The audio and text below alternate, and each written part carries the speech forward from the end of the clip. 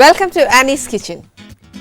നമ്മളിവിടെ ഒരുപാട് റെസിപ്പീസ് ചെയ്തപ്പോഴത്തേനും നമ്മൾ മിക്കപ്പോഴും എന്താ പറയുക ഇറ്റാലിയൻ, കോണ്ടിനെന്റൽ എന്നൊക്കെ പറഞ്ഞ് കുറേ പേടിപ്പിച്ചില്ലേ. അതിൻ്റെ കൂടുതൽ പക്ഷെ പേടിപ്പിച്ചാൽ തന്നെ അതിൻ്റെ രുചി എന്നൊരു പ്രത്യേക രുചി തന്നെയാട്ടോ. പക്ഷെ ഇപ്പം ഞാൻ പറഞ്ഞാൽ ഒക്കത്തില്ല, ഞാൻ ഉണ്ടാക്കി പരീക്ഷിച്ചു കഴിച്ചും നോക്കി. പക്ഷെ അവിടെ ഉണ്ടാക്കി പരീക്ഷിച്ചാൽ മാത്രമേ അതിൻ്റെ രുചി അറിയത്തുള്ളൂ. എന്നും നമ്മൾ കഴിക്കുന്ന ആഹാരത്തിൽ നിന്ന് ഒരു ഇച്ചിരി വ്യത്യാസമാണെങ്കിലും പിന്നെ ഒരു എന്നാ പറയുന്നത് എപ്പോഴും അല്ല, once in a blue moon ഒക്കെ ചെയ്യുന്നത് നല്ലത് തന്നെയാണ് കേട്ടോ. ഇതിപ്പോൾ നമ്മൾ എന്നാ ചെയ്യുന്നതെന്ന് അറിയാമോ? ഇത് ശരിക്കും അമ്മച്ചി എനിക്ക് ഒത്തിരി ഉണ്ടാക്കി തന്നതാ. ഞങ്ങൾ കുഞ്ഞിലെ ഒത്തിരി കഴിച്ചിട്ടുണ്ട് കേട്ടോ. ഇത് പക്ഷെ ഭയങ്കര ടേസ്റ്റാണ്. പക്ഷെ ഒരു കാര്യം ഞാൻ പറയാം, അമ്മച്ചിയുടെ കൈപ്പുണ്യമൊന്നും എത്രയായാലും എനിക്ക് എത്തുകയില്ല. പക്ഷെ എന്നാലും നമ്മൾ ആ എന്നാ പറയുന്നത് പഴയ തലമുറക്കാർ തരുന്ന ആ ഒരു ഭക്ഷണം ഉണ്ടല്ലോ, അത് കഴിക്കുമ്പോൾ തന്നെ ആ ഒരു രുചി ഉണ്ടല്ലോ, പ്രത്യേക രുചി, അതെടുത്ത് പറയാതിരിക്കാൻ നോക്കിയല്ല. അപ്പം ഇന്ന് ഞാനിവിടെ ചെയ്യാൻ പോകുന്നത് എന്നാന്ന് വെച്ചാൽ അമ്മച്ചി എന്നെ പഠിപ്പിച്ച് തന്നെ. അതിന് പേരെന്നാന്നൊന്നും എനിക്ക് സ്പെഷ്യലായിട്ട് പറയാൻ നോക്കത്തില്ല. ഇത് മീറ്റിൽ വെച്ച് ഏത് മീറ്റിലും ചെയ്യാം. ഈ എന്നാ പറയുക ചിക്കൻ ആയാലും ബീഫായാലും മട്ടൺ ആയാലും ഏതായാലും കുഴപ്പമില്ല. ഇറച്ചി ചതച്ചൊലർത്തിയതാ. ഇന്ന് നമ്മൾ എന്നാ ചെയ്യാൻ പോകുന്നതെന്ന് വെച്ചാൽ ചിക്കൻ ചതച്ചൊലർത്തിയതാ ഇവിടെ ചെയ്യാൻ പോകുന്നത്.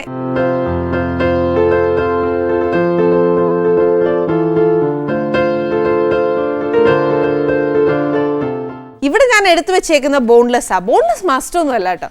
ഇപ്പോൾ ഈ പറഞ്ഞ കൂട്ട് എന്നാ എല്ലോട് കൂടി ആന്നേലും കുഴപ്പമൊന്നുമില്ല. അതിൻ്റെ ആ ബാക്കി സ്റ്റെപ്പൊക്കെ നമ്മൾ കറക്റ്റായിട്ട് ചെയ്തേച്ചാൽ മതി. പിന്നെ ഈ പറഞ്ഞ കൂട്ട് ചതയ്ക്കുന്ന നേരത്ത് ഒരു ഇച്ചിരി ജോലിയാന്നേ ഉള്ളൂ. ആ ഇലയിൽ നിന്നൊക്കെ പിച്ചി പറിച്ചൊക്കെ എടുക്കുന്ന നേരത്തെ ഇച്ചിരി മെനക്കെട്ട ഏർപ്പാടല്ലേ. അന്നേരം പിന്നെ ആ ഒരു മെനക്കേട് ഓർത്ത് കഴിഞ്ഞാൽ പിന്നെ ടെൻഷനേ ഇല്ല. എന്തായാലും നമ്മുടെ ഇൻഗ്രീഡിയൻസ് എന്നാക്കിയാന്ന് നോക്കാം. നാടൻ ഭക്ഷണത്തിൻ്റെ രുചി വേറെയാന്നേ, അന്നേരം നോക്കിക്കോ. ഇതിനകത്ത് 1 കപ്പ് ചെറിയ ഉള്ളി ചതച്ച് വെച്ചേക്കുക. 1 കിലോ ചിക്കനാ അളവ്, അതിന് 1 കപ്പ്. പിന്നെ വേണ്ടി എന്നാന്ന് വെച്ചാൽ കുറച്ച് ഇഞ്ചി നീളത്തിലരിയാം, കുഞ്ഞുകുഞ്ഞായിട്ട് അരിയാം, ഏതായാലും. പിന്നെ വേണ്ടി എന്നാന്ന് വെച്ചാൽ ഇച്ചിരി വെളുത്തുള്ളിയ, അതായാലും ചതച്ച് വയ്ക്കാം, നീളത്തിലരിയാം വട്ടത്തിലരിയാം, ഏതായാലും മതി. പക്ഷെ വെളുത്തുള്ളി വേണം.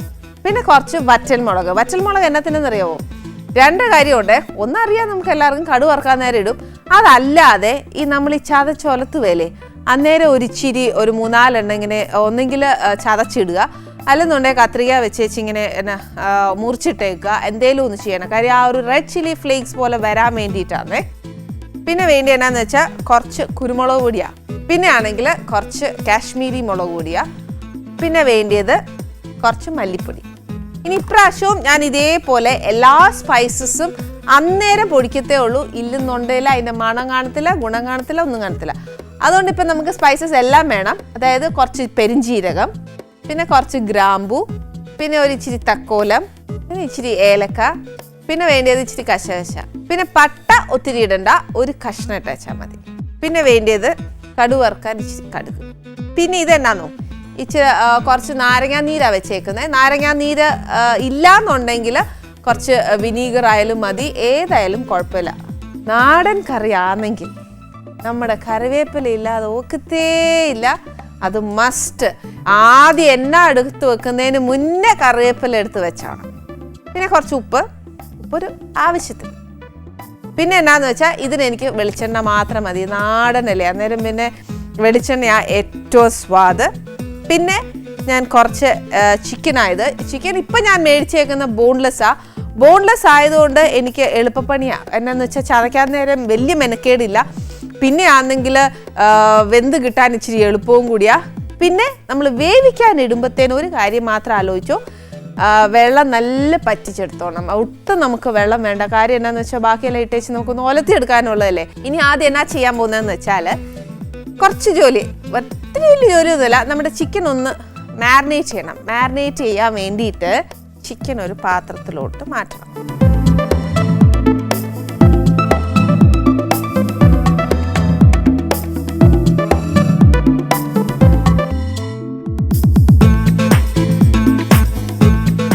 പിന്നെ ഐശ്വര്യമായിട്ട് എന്നാ ചെയ്യേണ്ടത്? സ്റ്റാർട്ടിങ് വിത്ത് മഞ്ഞപ്പൊടി. കുറച്ച് മഞ്ഞപ്പൊടി ഇടുക. അത് കഴിഞ്ഞിട്ട് എന്നാ ചെയ്യണമെന്നറിയോ?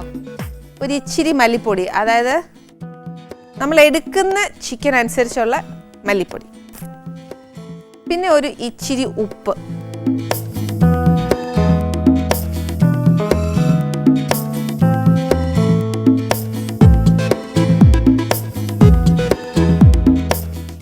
സംഭവം എൻ്റെ ചിക്കൻ വേവണമല്ലോ. അപ്പം ഞാനിത് ഇച്ചിരി തീ കത്തിച്ച് കൊടുക്കാതെ ചിക്കൻ വേവുകയില്ല.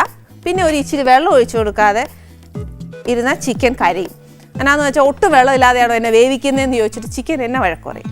ഇപ്പം നമ്മൾ വേവാൻ വെച്ച ചിക്കൻ എന്തായി എന്ന് നോക്കണം.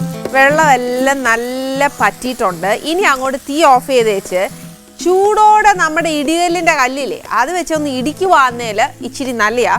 ചതയ്ക്കുമ്പോഴത്തേക്ക് ഇച്ചിരി എന്നാ പറയുന്നത് ചൂടൊക്കെ പോയി കഴിയുമ്പോഴത്തേനും നമ്മുടെ കൈ വെച്ച് നല്ലതായിട്ട്, അതായത് എന്നാ പറയുന്നത് എന്നാ പറയുക, പിച്ചി പറിക്കുമ്പോൾ ഇങ്ങനെ എന്നാ പറയുക, ഞാൻ കാണിച്ചു തരാം, നേരെ മനസ്സിലാകത്തുള്ളൂ.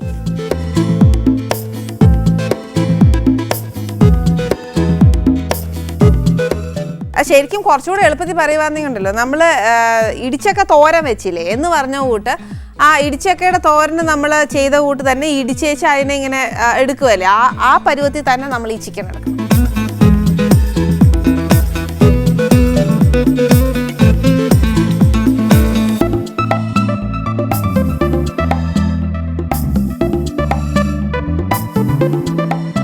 ഞാൻ ഈ ഇടികല്ല് അല്ല, ഇതിന് വേറെ എന്തെങ്കിലും ശരിക്കും പറയുന്നത് എനിക്കറിയാൻ മേല. പക്ഷേ ഇത് ലേറ്റസ്റ്റ് ഇടികല്ല് വെച്ചിട്ട് ഞാൻ ഇതിനെ മാക്സിമം ഉപദ്രവിച്ചിട്ടുണ്ട് കേട്ടോ. അതല്ല എന്നുണ്ടെങ്കിൽ കൈ വെച്ച് ചെയ്യാൻ പറ്റുമെങ്കിൽ അതാ ഏറ്റവും നല്ലത്. ഇനി എന്നാ ചെയ്യേണ്ടതെന്ന് വെച്ചാൽ ഇതങ്ങോട്ട് മാറ്റി വെച്ച് നാടൻ ഭക്ഷണം ചെയ്യുമ്പോഴത്തേന് ഞാൻ എപ്പോഴും പറയുവേലേ നമുക്ക് ചട്ടി ഏറ്റവും രുചി. അപ്പം ഞാൻ പോയിട്ട് നമ്മുടെ ചട്ടി എടുത്തുകൊണ്ട് വരാം.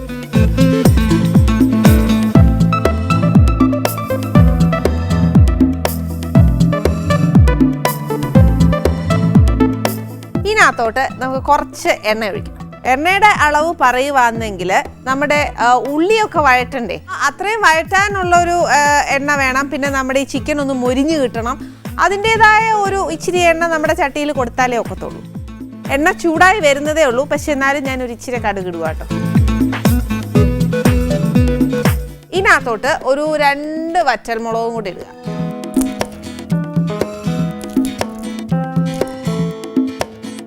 ഇതിനകത്തോട്ട് ഞാൻ നമ്മുടെ ചെറിയ ഉള്ളിയില്ലേ അതിടാൻ പോവാ.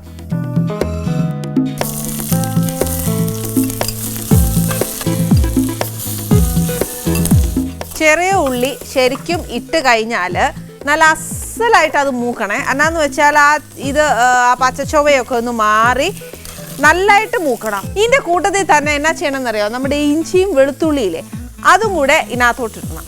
ചിക്കൻ ആയതുകൊണ്ട് ഒരു 1.5 ടീസ്പൂൺ. വെളുത്തുള്ളി ഇച്ചിരി ഇട്ടോ, എന്നാലും കുഴപ്പമില്ല. ഇഞ്ചി ഒത്തിരി ഇടണ്ട കേട്ടോ.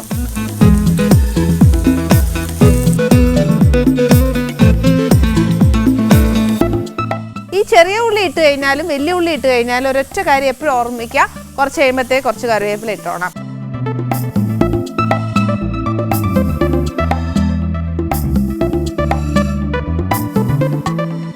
ഇത് വഴറ്റുന്ന സമയം നമുക്ക് ആ ഗരം മസാല ഒന്ന് പൊടിച്ചെടുക്കാം. ഈ ഗരം മസാല പൊടിക്കുന്ന സമയത്തുണ്ടല്ലോ നമുക്ക് 2-3 വറ്റൽമുളകും കൂടി ഇട്ട് കൊടുക്കാം. അന്നേരം ഞാൻ നേരത്തെ പറഞ്ഞ കൂട്ട് ആ ക്രഷ്ഡ് ചില്ലിയുടെ ഒരു എഫക്റ്റ് ഇതിനകത്ത് കിട്ടുകയും ചെയ്യും. എന്നാൽ ഒരു ഇച്ചിരി എന്നാ പറയുന്നത് ഒരു ഇച്ചിരി എരിവും കൂടി അതിനകത്ത് വരും. ഇപ്പം ഞാൻ ആദ്യം ഇട്ടേക്കുന്നത് വറ്റൽമുളക. രണ്ടാമത് തന്നെ ഇടാൻ പോകുന്നതെന്നോ ഒരു ഇച്ചിരി പെരുംജീരകം, പിന്നെ ഒരു 3-4 ഗ്രാമ്പു, പിന്നെ ഒരു വലിയ തക്കോലം ആണെങ്കിലോ 1 മതി. ഏലക്ക ഈ പറഞ്ഞ കൂട്ട് കറിവേപ്പില പോലെ എനിക്ക് ഇഷ്ടമുള്ളൊരു സാധനമാണ് ഏലക്ക. അതുകൊണ്ട് ഞാൻ എന്നാ ചെയ്യും, സ്പൈസസിന് ഇടേണ്ട ഒരു അളവിൽ നിന്ന് ഒരു ഇച്ചിരി കൂടി കൂടുതലിടും. നിങ്ങൾ കുറച്ചിട്ടാൽ മതി കേട്ടോ. പിന്നെ അന്നേൽ കശകശ ഇച്ചിരി ഇട്ടോ, വിഷമമൊന്നുമില്ല, 1 സ്പൂൺ ഇട്ടോളൂ. പിന്നെ എന്നാന്ന് വെച്ചാൽ പട്ടയ്ക്കും ഇതേപോലെ ഒരു കുഴപ്പം പിടിച്ച ഏർപ്പാട് എന്നാന്നറിയോ, ഒത്തിരി ഇട്ട് കഴിഞ്ഞാൽ അത് കമർക്കും. അപ്പോൾ ഒരു കഷ്ണം ഇട്ടാൽ മതി.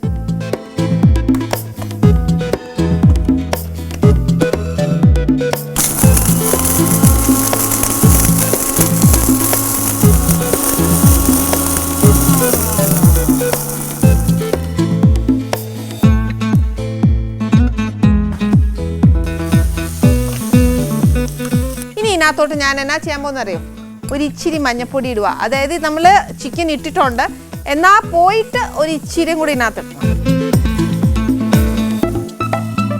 പിന്നെ ഇതിനകത്തോട്ട് എത്രയാ എരിവ് വേണ്ടതെന്ന് വെച്ചാൽ അതനുസരിച്ച് മുളക് പൊടി ഇട്ടോണം. ഞാനിപ്പോൾ 1 സ്പൂൺ ഇട്ടേക്കുന്നത്.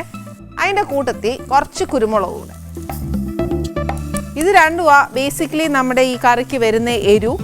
അന്നേരം നോക്കിക്കോണം. പിന്നെ ആ പൊടി ഇച്ചിരി ഒന്ന് വേവണ്ടേ, അന്നേരം ഒരു ഇച്ചിരി വെള്ളം ഒഴിച്ചേച്ച് അതിൻ്റെ കൂട്ടത്തിൽ ഒരു ഇച്ചിരി നാരങ്ങാനീരും കൂടെ ഒഴിക്കണം. നാരങ്ങാനീരെന്ന് പറയുമ്പോൾ ഒന്നെങ്കിൽ നാരങ്ങാനീര് അല്ലെന്നുണ്ടെങ്കിൽ നമ്മുടെ വിനാഗിരി ഒഴിച്ചോ.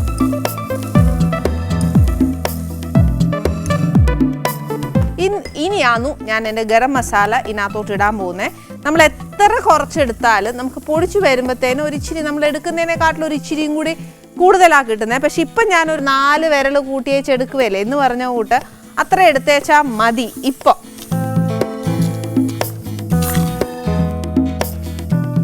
ഇതിനകത്തിപ്പം എല്ലാ പൊടിയും എല്ലാം ചേർത്തേക്കുക. പക്ഷെ നമ്മുടെ ചിക്കനകത്ത് നമ്മൾ ഒന്നും ചേർത്തിട്ടില്ല. പക്ഷെ ഇത് രണ്ടും കൂടെ ഒന്ന് ചേർന്നാലല്ലേ രുചി ഉണ്ടാവത്തുള്ളൂ. അന്നേരം എന്നാ ചെയ്യാൻ പോവാ, ഞാനിത് ചട്ടിയിലോട്ട് ഇടാനായിട്ട് പോവാന്നേ.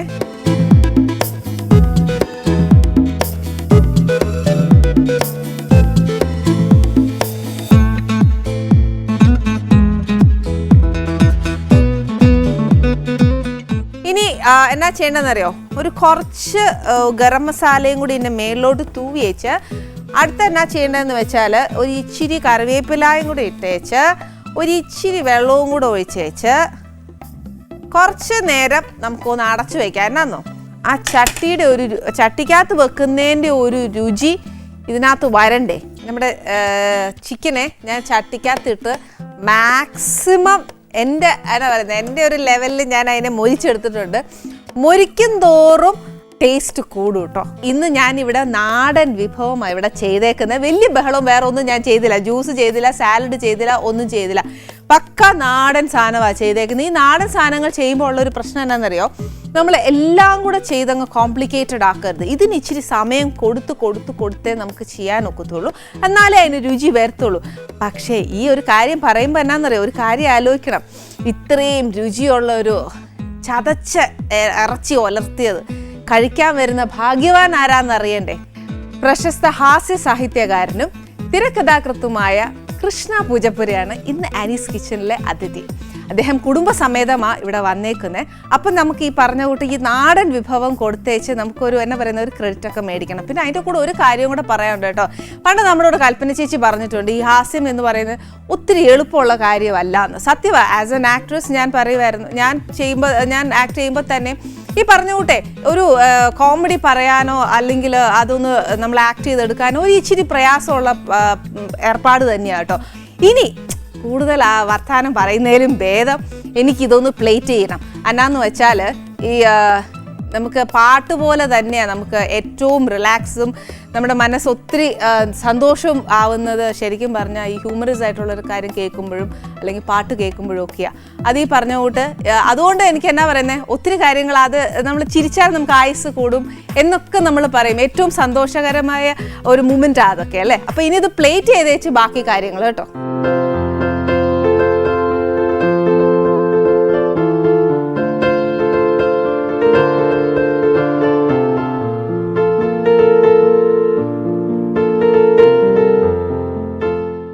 ഇതാണ് നമ്മുടെ ചിക്കൻ ചതച്ച് ഉലർത്തിയത് എന്ന് പറഞ്ഞ സാധനം. ഇതൊക്കെ നാടൻ സാധനം കേട്ടോ. അമ്മച്ചിയൊക്കെ ഉണ്ടാക്കുമ്പോൾ ഇത് എന്തോ ഒരു രുചിയാ. ആ കൈപ്പുണ്യം ഈ കയ്യിലുണ്ടോ എന്നറിയാൻ മേല. പക്ഷേ എന്നാലും അമ്മച്ചിയുടെ കൊച്ചുമോളല്ലേ, അപ്പോൾ ഇച്ചിരിയൊക്കെ ഉണ്ടാവാതിരിക്കുകയില്ല. നമസ്തേ ചേട്ടാ. നമസ്തേ ചേച്ചി. വരണം.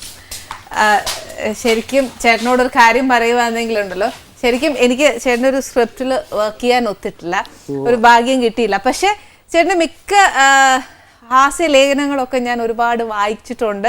അങ്ങനെ ഒരു പരിചയമേ എനിക്കുള്ളൂ. പക്ഷെ ആളിനെ ഇപ്പം ആദ്യമായിട്ടാണ് ഞാൻ കാണുന്നത്, അതും എൻ്റെ ഒരു അടുക്കളയിൽ ആദ്യമായിട്ട്. ചേട്ടാ ശരിക്കും ഞാൻ ഈ ലേഖനങ്ങളൊക്കെ വായിക്കുമ്പോഴത്തേക്കല്ലേ അതിനകത്ത് ചേട്ടൻ അഡ്രസ് ചെയ്യുന്നത് കൃഷ്ണ എന്ന പേരിലാണ്.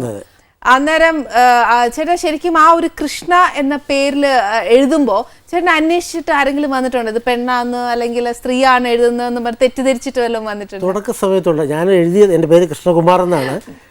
പഴയ സമ്പ്രദായം അനുസരിച്ചാണ് സ്ഥലപ്പേരുടെ. കാരണം പൂജപ്പുര എന്നുള്ളത് പൂജപ്പുരക്കാർക്ക് എല്ലാവർക്കും അവകാശപ്പെട്ട സ്ഥലമാണ്, എനിക്ക് മാത്രമായിട്ട് ചേർക്കാൻ അവകാശമൊന്നുമില്ല. എന്നാലും പഴയ സമ്പ്രദായം അനുസരിച്ച് ചേർത്തു. ഇപ്പോൾ അന്തരിച്ച PC സനൽകുമാർ IAS കളക്ടറായിരുന്നു, എൻ്റെ നല്ല സുഹൃത്തായിരുന്നു അദ്ദേഹം. ഞാൻ ഒരു സ്ത്രീയാണെന്ന് വിചാരിച്ച് എനിക്ക് അല്പം എന്താണ് പ്രേമ സ്വഭാവത്തോടു കൂടിയ കത്ത് വരെ എഴുതിയിട്ടുണ്ടായിരുന്നു വർഷങ്ങൾക്ക് മുമ്പ്. ഞാൻ അദ്ദേഹത്തിൻ്റെ ഒരു പുസ്തകത്തിൽ അത് പറഞ്ഞിട്ടുണ്ട്. അങ്ങനെ കൗതുകരമായിട്ടുള്ള ഒരുപാട് നിമിഷങ്ങളൊക്കെ ഉണ്ടായിട്ടുണ്ട്. അത് ഒരു തുടക്ക സമയത്ത് ഈ കൃഷ്ണ പൂജപ്പുര ഒരു കൗതുകം, പേരിൻ്റെ കൗതുകം അതിൽ എനിക്ക് പലരും ശ്രദ്ധിക്കാൻ ഇടയാക്കിയതൊന്ന് എനിക്ക് തോന്നുന്നു ഈ പേരിൻ്റെ ഒരു രസമാണെന്ന്. ഓക്കെ, അപ്പൊ ചേട്ടാ അത് പിന്നെ അത് മാറ്റാനും നോക്കിയിട്ടില്ല. അതങ്ങനെ തീർച്ചയായിട്ടും അതല്ലേ നമ്മൾ ആദ്യം എനിക്ക് ഇപ്പോൾ ഒരു സിനിമയിൽ കിട്ടുന്ന എന്താണ് നല്ല സിനിമ എന്ന് പറയുന്നതിനേക്കാൾ എനിക്ക് രസം തോന്നിയിരുന്നത് അന്ന് ഒരു നല്ല ലേഖനം കൊള്ളാമല്ലോ, പേര് കൊള്ളാമല്ലോ, ഇതാരടാ ഈ കൃഷ്ണ എന്നൊക്കെ അന്വേഷിക്കുമ്പോഴുള്ള ഒരു കൗതുകമുണ്ട്. തീർച്ചയായിട്ടും. പക്ഷെ ചോദിക്കുന്നതുകൊണ്ട് ചേട്ടാ തെറ്റിദ്ധരിക്കല്ലേ, ഒരു കളക്ടർ സാറൊക്കെ ചേട്ടൻ ഇങ്ങനെ പ്രേമലേഖനമൊക്കെ എഴുതുന്നത് പുറത്തു പറയാൻ കൊള്ളാമെങ്കിൽ ഞങ്ങളോടും കൂടെ ഒന്ന് പറയാവോ? അത് അദ്ദേഹം കളക്ടറാകുന്നതിന് മുമ്പാണ്. അത് അദ്ദേഹം തന്നെ കുറച്ച് അതിശയോക്തിയൊക്കെ ചേർത്തിട്ടുണ്ട്. അദ്ദേഹത്തിൻ്റെ തന്നെ പുസ്തകത്തിൽ കളക്ടർ കഥ എഴുതുകയാണെന്നുള്ള പുസ്തകത്തിൽ ഒരു ലേഖനമായിട്ട് അത് ചേർത്തിട്ടുണ്ട്. വളരെ കൗതുകം. ഞാനന്ന് ഫാക്ടറീസ് ആൻഡ് ബോയിലേഴ്സ് ഡിപ്പാർട്ട്മെൻറ്റിലെ ക്ലർക്കായിട്ടാണ് കയറിയത്, ഉദ്യോഗം തുടങ്ങുന്നത്. ഒരു ദിവസം ഒരു കത്ത് വരുന്നു, ഇങ്ങനെ കൃഷ്ണ പൂജപ്പുര ഇങ്ങനെ കുട്ടിയുടെ എല്ലാ ലേഖനങ്ങളും വായിക്കാറുണ്ട്, വളരെ രസമുണ്ട്, പരിചയപ്പെടാൻ താല്പര്യമുണ്ടെന്ന് പറഞ്ഞു. അപ്പം ഞാൻ വിചാരിച്ചു ഒരു കളക്ടറുടെ കത്തൊക്കെ വരുമ്പോൾ നമ്മളങ്ങ് മതിപ്പ് കൂടിപ്പോൾ യോഗ്യനായി പോകും. നമ്മൾ ഇത് ഇങ്ങനെ തെറ്റിദ്ധരിച്ചെഴുതുന്നൊന്നും അറിഞ്ഞില്ല. ഞാൻ പറഞ്ഞു സാർ ഇതാണ് ഇങ്ങനെ സാറിൻ്റെ കത്ത് കിട്ടി, വലിയ സന്തോഷം, പരിചയപ്പെടാൻ സന്തോഷമേ ഉള്ളൂ എന്ന് പറഞ്ഞ് പിന്നീട് പുള്ളിയുടെ കത്തിൽ അല്പം റൊമാൻറ്റിക് സംഗതി, വയലാറിൻ്റെ ചില തൊട്ടില്ല എന്നൊക്കെയുള്ള പാട്ടിൻ്റെ ചില കൊട്ടേഷൻസൊക്കെ പുള്ളി തന്നെ ഇത് എഴുതിയിട്ടുണ്ട് രസകരമായിട്ട്. ഇപ്പം അങ്ങനെ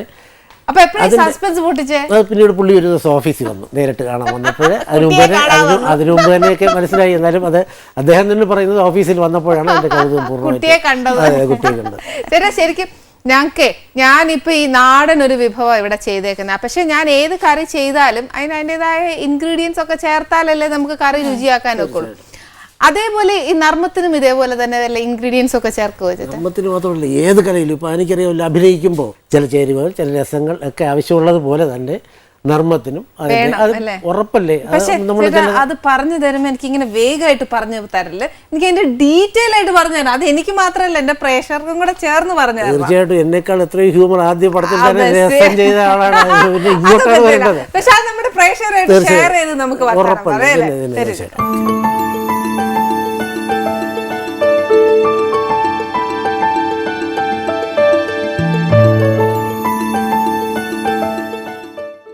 ഇപ്പൊ എന്തായാലും ഞാൻ ചേട്ടനോട് ഇൻഗ്രീഡിയൻസ് ചോദിക്കുന്നതിന് മുന്നേ ഞാനൊരു ചോദ്യം ചോദിക്കട്ടെ.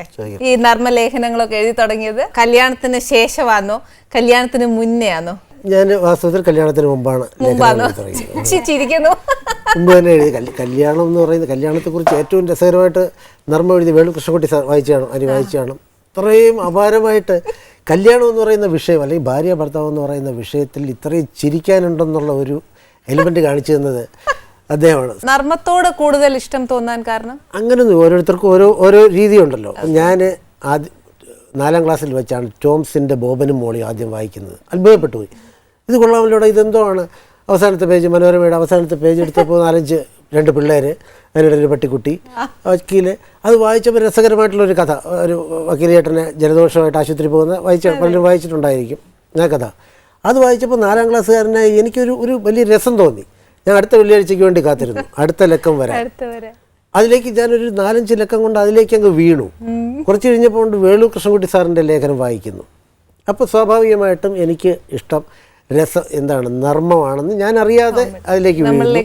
സുകുമാർ സാറിലേക്ക്, പിന്നെ സഞ്ജയ് നീവി, അങ്ങനെയൊക്കെ വായിച്ചു തുടങ്ങി. ഞാൻ എഴുതി തുടങ്ങി. അതിലെത്രമാത്രം രസമുണ്ടെന്നുള്ളത് വായനക്കാർക്കേ അറിയാൻ പറ്റുള്ളൂ. പക്ഷെ ഞാൻ വായിക്കുന്ന രസത്തിലേക്ക് കൊണ്ടുപോയത് ബോബനും മോളിയാണ്. ടോംസ് എന്ന് പറയുന്ന ഒരു മഹാൻ, അതല്ലാതെ വേറെ വാക്കിനെ കിട്ടുന്നില്ല.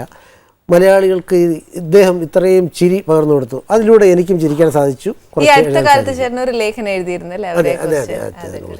ചേട്ടൻ ശരിക്കും ഈ നർമ്മം നമ്മൾ എഴുതുമ്പോൾ അത് മറ്റുള്ളവരിലേക്ക് എത്തി എന്നുള്ളത് നമുക്ക് എങ്ങനെ മനസ്സിലാക്കാൻ പറ്റുന്നത്? ഫസ്റ്റ് എഴുതുമ്പോൾ നമ്മൾ ആദ്യം മനസ്സിലാക്കിയത്, അതായത് ചേട്ടൻ എഴുതി. ഞാൻ എൻ്റെ ആദ്യം പ്രസിദ്ധീകരിച്ച ലേഖനം മാതൃഭൂമിയിൽ പ്രസിദ്ധീകരിക്കുന്ന രാഷ്ട്രീയ ക്വിസ് എന്ന് പറയുന്ന അന്നത്തെ സമകാലിക സംഭവങ്ങളെയൊക്കെ കൂടെ വെച്ചിട്ട് 1984 ആണ് അത് അയച്ചത്.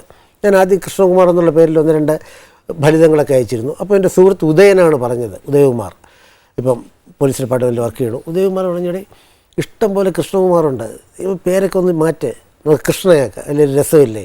പിന്നെ നേരത്തെ പറഞ്ഞതുപോലെ പഴയ സമ്പ്രദായം അനുസരിച്ച് ഇപ്പോൾ ആരും അങ്ങനെ സ്ഥലപ്പേര് ചേർക്കാറില്ല, പൂജപ്പുരാന്നോടെ വെച്ചു. അങ്ങനെ മാതൃഭൂമിക്ക് അയച്ചു. ഒരു ദിവസം ഞാൻ എന്നും ഉദയകുമാറിൻ്റെ വീട്ടിൽ ചെല്ലുമ്പോൾ പുള്ളി ചോദിക്കുകയാണ് ഇന്ന് ചിലവ് ചെയ്യണമെന്ന്. ഞാൻ പറഞ്ഞു കാര്യം എന്താണ്, എനിക്ക് പിടികിട്ടിയില്ല. ഉദയനകത്ത് നിന്ന് ഒരു പത്രം എടുത്ത പേജ് എൻ്റെ മുമ്പിൽ കൊണ്ടുവച്ചു. മാതൃഭൂമിയുടെ അകത്തെ മിഡിൽ പേജ് വലുതായിട്ട് കൃഷ്ണ പൂജപ്പുര. ഞാൻ തന്നെ അത്ഭുതപ്പെട്ടു പോയി. പുള്ളി വായിച്ചിട്ട് ഉദയകുമാറാണ് ആദ്യമായിട്ട് ഇതിൻ്റെ കോംപ്ലിമെൻ്റ് പറയുന്നത്. വളരെ രസമായിരിക്കണം, നീ ഇത് എഴുതണം, എഴുതണമെന്ന് പറഞ്ഞു. ഞാൻ അന്നത്തെ ആവേശത്തിൽ അന്ന് തന്നെ ചെന്ന് അടുത്ത ലേഖനം എഴുതി. അന്നത്തെ പ്രധാനമന്ത്രി കേരളത്തിൽ സന്ദർശിച്ച് അതിൻ്റെ കുറേ തമാശകളൊക്കെ ഉണ്ടായി. സന്ദർശന പിറ്റേന്ന് എന്ന് പറഞ്ഞൊരു ലേഖനം അയക്കുന്നു. കൃത്യമായിട്ട് അതും അച്ചടിച്ചു വരുന്നു. പിന്നെ ഞാൻ അറിയാതെ ഒരു രസം കിട്ടുമല്ലോ. ചേച്ചി വായിക്കാറുണ്ടോ? കമന്റ്സ് ഒക്കെ പറയോ ചേച്ചി? ഇത് ചിരിക്കാനുണ്ട്, അല്ലെങ്കിൽ ഇത്ര പോരാ, കുറച്ചുകൂടെ എഴുതിക്കോ എന്നൊക്കെ പറയോ? ക്രിട്ടിസൈസ് ചെയ്യുമ്പോ ചേട്ടൻ അത് എടുക്കോ? പിന്നെ തീർച്ചയായിട്ടും നമ്മുടെ ഭാര്യ പറയുന്നത് ഏറ്റവും നല്ല ഒരു ക്രിട്ടിസൈസ് വൈഫ് തന്നെ. കാരണം 100% അല്ലേ?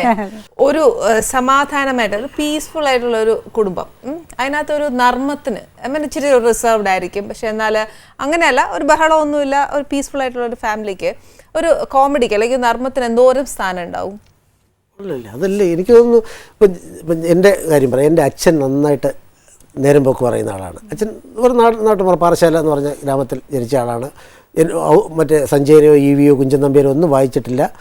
സ്വാഭാവികമായിട്ട് അവിടെ നടന്ന അവരുടെ നിത്യജീവിതത്തിലെ സംഭാഷണങ്ങളിൽ നിന്ന് ആർജിക്കുന്ന ഒരു അനുഭവങ്ങളിൽ നിന്നുള്ളതുണ്ട്. അപ്പോൾ അങ്ങനെ ഒരുപാട് നേരം പോക്ക് പറയുന്ന കക്ഷിയാണ്. ഗൗരവ പ്രകൃതമാണെന്ന് തോന്നും. മരിച്ചിട്ട് 2 വർഷമായി. ഇപ്പം മരിക്കുന്നതിന് ഒരു 2 മാസം മുമ്പ് നടന്നൊരു സംഭവം കിടക്കുകയാണ്. അപ്പോൾ അമ്മ ഭാര്യമാരെ സ്വാഭാവികമായിട്ടും പറയുന്ന ഒരു സംഗതിയുണ്ട്. ഞാൻ തന്നെ ആദ്യം പോവും എന്ന് അമ്മ പറയുകയാണ്. അപ്പോൾ അച്ഛൻ പറയുന്നു, പിന്നെ പോകുമ്പോൾ ഉണ്ടല്ലോ മറ്റേ കട്ടിലും കൂടെ അങ്ങ് കൊണ്ടുപോകണം, എനിക്കത് ചുമന്നുകൊണ്ട് വരാൻ വയ്യ. അപ്പോൾ അങ്ങനെ ഞാൻ ആലോചിച്ചത് കാരണം അത്രയും വളരെ രസകരമായിട്ട് ഇപ്പം നർമ്മത്തിനെ കൂടെ കണക്ട് ചെയ്ത് പോവുകയാണെങ്കിൽ ജീവിതം വളരെ രസകരമായിരിക്കും എന്നുള്ളത് ഉറപ്പാണ്. അത്രയും കൗതുകത്തോടു കൂടി തന്നെ ഞാനിപ്പം ഞങ്ങളുടെ വീട്ടിൽ പല ഉണ്ടാവും, പല എന്തെങ്കിലും എല്ലാ നിത്യജീവിതത്തിൽ ഒരു ശരാശരിക്കാരൻ്റെ വീട്ടിലുണ്ടാകുന്ന എല്ലാ പ്രശ്നങ്ങളും ഉണ്ടെങ്കിലും ഞങ്ങളത് ചെറുതായിട്ടൊന്ന് ലൈറ്റായിട്ട് കാണുന്നത്. അപ്പോൾ എൻ്റെ മകൻ അവൻ പഠിക്കുമ്പോൾ ഞാനൊരു ശരാശരിക്കാരനായിട്ടുള്ള വിദ്യാർത്ഥിയാണ്. തിരുവനന്തപുരം മോഡൽ സ്കൂളിൽ പഠിച്ചു. ഞാൻ എൻ്റെ വീട്ടിൽ ഏറ്റവും ഒളിച്ചു വെച്ചേക്കുന്നത് എൻ്റെ SSLC ബുക്കാണ്. വല്ല കള്ളന്മാർ വല്ല കള്ളന്മാർ പൊന്നോ പണ്ടോ ഒക്കെ കൊണ്ടുപോയാലും ഉണ്ടാക്കാം, മാനം പോയാലോന്ന് വെച്ചാൽ അത്. പക്ഷേ എൻ്റെ മകൻ ഇതായി കഴിഞ്ഞു, 10ാം ക്ലാസ്സൊക്കെ ആയി കഴിയുമ്പോൾ ഞാൻ പിന്നെ ഹിറ്റ്ലറാണ്, ഞാൻ അച്ഛനാണ്. അങ്ങനെ പഠിയടാ, ഇങ്ങനെ പഠിയടാ, മറ്റേ രീതിയിൽ പഠിക്കടാ, അങ്ങനെ പഠിച്ചാൽ നിനക്ക് SSLCക്ക് ഇത്ര മാർക്ക് കിട്ടും. ഒരു ദിവസം അവൻ ഗതികെട്ട് എന്നോട് ചോദിക്കുകയാണ്, അച്ഛൻ ഏത് ടെക്നിക്ക് വെച്ചാണ് SSLC എഴുതിയത്? അന്ന് എനിക്ക് മനസ്സിലായി അവൻ എൻ്റെ പുസ്തകം കണ്ടുവന്നു. അപ്പോൾ ഇങ്ങനെ ഞാൻ പറഞ്ഞതല്ലേ, നമ്മളറിയാതെ കാരണം ലൈഫ് എന്ന് പറഞ്ഞാൽ എത്ര 84 അല്ലെങ്കിൽ 85 90 വർഷം ഭൂമിയിൽ ഉള്ളൊരു കളി. ഞാൻ വലിയ ഫിലോസഫി ഒന്നും പറയുകയല്ല, വളരെ കൗതുകമാണ്. ഇവിടുന്ന് 1 കോടി വർഷങ്ങൾക്കിടയിൽ ഇതിനെ കുറച്ച് രസകരമായിട്ട് കാണാൻ ശ്രമിച്ചാൽ എല്ലാവർക്കും പറ്റൂല. ജീവിതത്തിന് ഒരുപാട് ഗൗരവങ്ങളുണ്ട്, ഒരുപാട് വളരെ ദുഃഖകരമായിട്ടുള്ള അവസ്ഥകളുണ്ട്, നമുക്ക് പറയാൻ എളുപ്പമാണ്. എന്നാൽ പോലും അവിടെ ഇരുന്നിട്ട് കുറച്ച് രസം, കുറച്ച് വീട് അടുക്കള എന്ന് പറയുന്ന വളരെ ലോകം, അതിൻ്റെ കൗതുകങ്ങൾ അങ്ങനെ പോവുകയാണെങ്കിൽ അതിന് കുറച്ച് രസം കിട്ടുമെന്നാണ് എനിക്ക് തോന്നുന്നത്. ഞാൻ ഈയിടെ പാചകത്തിനെ കുറിച്ച് വളരെ രസകരമായിട്ടൊന്ന് വായിച്ചു. ഇപ്പോൾ ഈ വീട്ടിലെ ഊണ് എന്ന് പറഞ്ഞ് നമ്മൾ പോകുന്നതാണല്ലോ. അങ്ങനെ വീട്ടിലെ ഭക്ഷണം കഴിക്കാൻ വേണ്ടി ഒരാൾ കയറുന്നൊരു ഹോട്ടലിൽ കയറുന്നു. ആൾ ചോദിക്കുന്നു എന്താണ് വേണ്ടത്. ബ്രേക്ക്ഫാസ്റ്റാണ്, ദോശ. എൻ്റെ നന്നായിട്ട് കരിഞ്ഞ് കൊണ്ടുവരണം, കുറച്ചൊന്ന് കരിച്ച് കൊണ്ടുവരണം എന്ന് പറഞ്ഞു. കൊണ്ടുവന്നു. സാമ്പാർ, കറി എന്താണ്? സാമ്പാറിൽ ഉപ്പ് മാക്സിമം കൂട്ടിക്കോണം. ചമ്മന്തി അതിൽ എരിവ് എത്രത്തോളം ആകുമോ അത്രയും. ചായയിൽ മധുരം ഒട്ടും വേണ്ട, അതിന്മേൽ കഷായം പോലെ കൊണ്ടുവരിക. അവരത്ഭുതപ്പെട്ടു, ഇതെന്ത് ഇയാൾക്ക് എന്തോ കുഴപ്പമുണ്ട്, എല്ലാം കൊണ്ട് വെച്ചിട്ട് ചോദിച്ചു, സാറേ ഇനി എന്തെങ്കിലും വേണോ? അല്ല, ഇനി ഇത് കഴിച്ച് തീരുന്നത് വരെ നിങ്ങൾ എന്തെങ്കിലും എന്നെ ശകാരിച്ചുകൊണ്ട് നിൽക്കണം. പിടികിട്ടിയില്ല എന്താണെന്ന് ചോദിച്ചപ്പോഴാണ് പറഞ്ഞത്, അല്ല മൊത്തത്തിൽ എനിക്ക് വീട്ടിലൊരു എഫക്റ്റ് കിട്ടാൻ വേണ്ടിയാണ് ഇങ്ങോട്ട് കയറിയത് അവിടെ നടക്കുന്നത്. അപ്പോഴേ ഇത് ഞങ്ങൾ ഒരുപാട് ആസ്വദിച്ചതാണ്. ഞാൻ പറയും, ഞാൻ ചിലപ്പോൾ മറ്റൊന്ന് ഭർത്താവ് ഓഫീസിൽ ചെന്നപ്പോൾ ആകെ ടെൻഷനായിരിക്കണം. സഹപ്രവർത്തകൻ ചോദിച്ചു എന്തോ അവിടെയോ അല്ലാതെ. അപ്പം പറയും, ഞാൻ ഭാര്യയുടെ പാചകം ഒന്ന് പുകഴ്ത്തിയതാണ്. പറയും, ഭാര്യയുടെ പാചകം പുകഴ്ത്തിയതിന് ഇത്രയും ടെൻഷൻ എന്താണ്? എന്താണ് പുകഴ്ത്തിയത്? അല്ല, കറി ഇത് ഒഴിച്ചു. ഞാൻ പറഞ്ഞു ഇന്നത്തെ രസം വളരെ നന്നായിരിക്കണമെന്ന് പറഞ്ഞു. അവൾ ചൂടായി. അതെന്ത് ചൂടായെന്ന് ചോദിച്ചപ്പോൾ അപ്പോഴാണ് അറിയണത് സാമ്പാറായിരുന്നു. രസമല്ല. അപ്പം ഇങ്ങനെ ഇത് വളരെ രസകരമായിട്ട് എടുത്താൽ, ഇത്തരം സംഗതികളെടുത്താൽ ജീവിതം എനിക്ക് തോന്നുന്നു കൗതുകരമായിട്ട് കൊണ്ടുപോകാം. എന്റെ ഭക്ഷണം ഒന്ന് ഞാൻ വിളമ്പി നോക്കട്ടെ, അപ്പൊ ചേട്ടൻ എന്നാ പറയുമെന്നൊന്ന് നോക്കാറല്ലേ ചേച്ചി? അതാ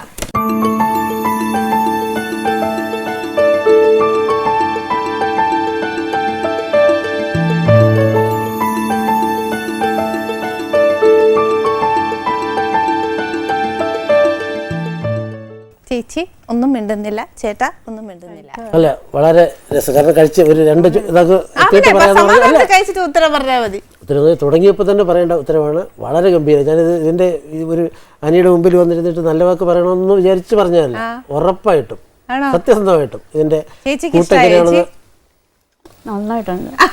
ഓക്കെ,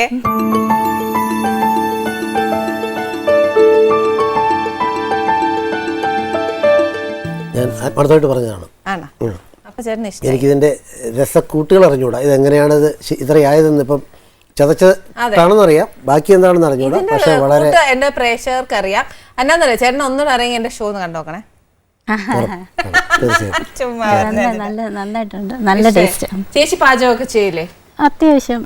ചേച്ചി ഷൂട്ടിങ്ങിനൊക്കെ പോകുമ്പോഴേ പല ആഹാരങ്ങളൊക്കെ കഴിക്കണ്ടേ, പല സ്ഥലത്തല്ലേ പോകുന്നേ, അന്നേരം ഒത്തിരി ആഹാരമൊക്കെ കഴിക്കണ്ടേ. അപ്പൊ ഈ ആഹാരത്തിനൊക്കെ നിർബന്ധം പിടിക്കുമോ, അല്ലെങ്കിൽ എരിവ് പ്രശ്നമെന്നോ? ഞാൻ പറഞ്ഞിട്ടില്ലേ, ഞാൻ ഇന്നേ വരെ ഇത്രയും വർഷത്തിനിടയിൽ ഇങ്ങനെയാണോ ഇതുണ്ടാക്കുന്നത്, ഇത് കുറച്ചുകൂടെ ഉറപ്പാണ്. അത് ചോദിച്ചു നോക്കിയാൽ മതി. അങ്ങനെ ഒരൊറ്റ വാക്കും ചോദിച്ചിട്ടില്ല. അത് എനിക്ക് മനഃപൂർവ്വം ചോദിക്കാതിരിക്കുന്നതല്ല, അത് എനിക്ക് ഓക്കെ ആണെന്ന് തോന്നിയാൽ വളരെ ഹാപ്പിയാണ്. അപ്പം ഷൂട്ടിംഗ് സമയത്തൊക്കെ ഈ പറഞ്ഞതുപോലെ പലതരം ആഹാരങ്ങളാണ്, പലതരം. അത് ചോദിച്ചപ്പോൾ എനിക്ക് പറയാതിരിക്കാൻ പറ്റാത്തൊരു കാര്യം, ഞാനും സജീവ് എല്ലാം കൂടി പുറത്ത് വെച്ച് ചെയ്തൊരു സിനിമയുണ്ട്. അതിൻ്റെ ലൊക്കേഷൻ നോക്കാൻ വേണ്ടി. കാരണം ഞാൻ ക്രമമില്ലാത്ത ഒരു ആഹാര രീതിയുടെ ആളാണ്. പ്രത്യേകിച്ചും ഒരു മെയിൻ ഉച്ചഭക്ഷണം, ഇപ്പോൾ ചോറ് കുറഞ്ഞാലും മറ്റു കാര്യങ്ങൾ, ഒരു എന്താണ് കപ്പലണ്ടി മിഠായി, ചക്ക വറുത്തത്, പേരയ്ക്കാണെങ്കിൽ പേരയ്ക്ക, ഇതൊക്കെ ചുമ്മാ എഴുതുന്നതിനിടയിലും വായിക്കുന്നതിന് എന്തെങ്കിലും പുസ്തകം വായിച്ചാൽ അതിനിടയിൽ അനുസാരിയായിട്ട് ഇത് അത് അമിതമായിട്ട് ഞാൻ കഴിക്കും.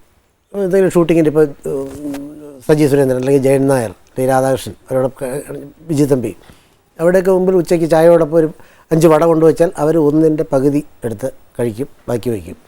ഞാൻ മിനിമം അവിടെ ഇരുന്ന് ബാക്കി മുഴുവൻ, കാരണം അങ്ങനെയുള്ളൊരു അതൊരു വളരെ മോശപ്പെട്ട ശീലമാണ്. കാരണം നമ്മുടെ ശരീരം അത് വളരെ ജയിക്കും. അപ്പോൾ ഇങ്ങനെ ഒരു പോയപ്പോൾ ഷൂട്ടിങ്ങിന് പോയി രാത്രി 11 മണിക്കൊറ്റാണ് തിരിച്ച് വിമാനം. അവിടെ നിന്ന് വരുന്നു, 8 മണിക്ക് വഴിയിൽ ഞാൻ, സംവിധായകൻ സജി സുരേന്ദ്രൻ, ക്യാമറ അനിൽ നായർ, കാർ ഓടിക്കുന്ന സുരേഷ്, ഒരിടത്ത് തട്ടുകട പോലത്തെ അറിയാമല്ലോ മലേഷ്യയിൽ ഉണ്ടായിരുന്നു. ചെന്നു, എന്തോ ഒരു വിഭവം ഓർഡർ ചെയ്തു, കൊണ്ടുവച്ചു. റൈസും ചെമ്മീനും ഒക്കെ ഇട്ടുള്ള ഒരു സാധനമാണ്. ഇത് കണ്ടപ്പോൾ സ്വാഭാവികമായിട്ട് ഞങ്ങൾ 4 കസേരയ്ക്ക് അപ്പുറം ഇരുന്നു. ഞാനിത് ആദ്യത്തെ പിടിയെടുക്കുന്നു, കഴിക്കുന്നു. ഇതിനിടെ ഒരു വലിയ ചെമ്മീനുണ്ടായിരുന്നു, ഇതിൻ്റെ മുള്ളുമൊക്കെ ഉണ്ടായിരുന്നു. തൊണ്ടയിൽ ഒന്ന് ബ്ലോക്കായത് എനിക്കറിയാം. സ്വാഭാവികമായിട്ടും നമ്മൾ പണ്ടൊക്കെ ചെയ്യും പോലെ ഒന്ന് ഇറക്കിയാൽ വിഴുങ്ങിയ നോക്കും, നടക്കുന്നില്ല. കുറച്ച് റൈസ് കഴിക്കുന്നു, അപ്പോൾ പോകുന്ന വിചാരിച്ച് പോയില്ല. കുറച്ചുകൂടി കൂട്ടി അതിൻ്റെ ക്വാണ്ടിറ്റി, അപ്പോഴും പോയില്ല, തീർന്നു. കാരണം കാലിൽ നിന്ന് അന്ന് കയറിയ ഒരു തണുപ്പ് ആ സമയം എനിക്കിപ്പോഴും വളരെ വ്യക്തമായിട്ട് ഓർമ്മയുണ്ട്. വളരെ എന്ന് വെച്ചാൽ തീരുമാനിച്ചു എൻ്റെ കട്ടൻ വീഴുന്നത് മലേഷ്യയിലാണ്, ഉറപ്പ്. കാരണം അങ്ങനെ ആയി കഴിഞ്ഞു അവസ്ഥ, കണ്ണിനൊക്കെ വിചാരിച്ചു മലേഷ്യയാണ്. പിന്നെ വിദേശ രാജ്യത്ത് എന്ന് വെച്ചൊരു യോഗ്യതയുണ്ട്. പക്ഷേ ഇത് എങ്ങനെയാണെന്ന് ചോദിക്കുമ്പോഴും തൊണ്ടയിൽ മീൻമുള്ളു കുരുക്കിയിട്ടെന്ന് പറഞ്ഞാൽ അതിനേക്കാൾ നാണക്കേട്. ഞാൻ ആലോചിച്ചു, വീട്ടിലൊക്കെ വന്ന് ഭാര്യയോട് എങ്ങനെയാണ് ഭർത്താവ് സംഭവിച്ചതെന്ന് ചോദിക്കുമ്പോൾ പറയാൻ പറ്റും, തൊണ്ടയിൽ മീൻമുള്ളു കുടിക്കുന്നു, മാറ്റിക്കളയും. അപ്പോൾ അവസാനം പിന്നീട് ഞാൻ ഒരു പിടി വരുന്നു, ഈ ആനയ്ക്കൊക്കെ കൊടുക്കും പോലെ അത്ര, അതിന് മുമ്പ് ഞാൻ അത്രയും ഒരുമിച്ച് കഴിച്ചു വിഴുകുന്നു. നാടൻ ഭാഷയിൽ പറഞ്ഞാൽ ടക്ക് എന്ന് ഇതങ്ങ് പോകുന്നു. ജീവിതത്തിലേക്ക് തിരിച്ചു. അന്ന് ഞാൻ തീരുമാനിച്ചു, ഈ ആഹാരം മുമ്പിൽ വന്നാൽ കുറച്ചൊരു മാന്യതയും അതിനോടൊരു ബഹുമാനവും.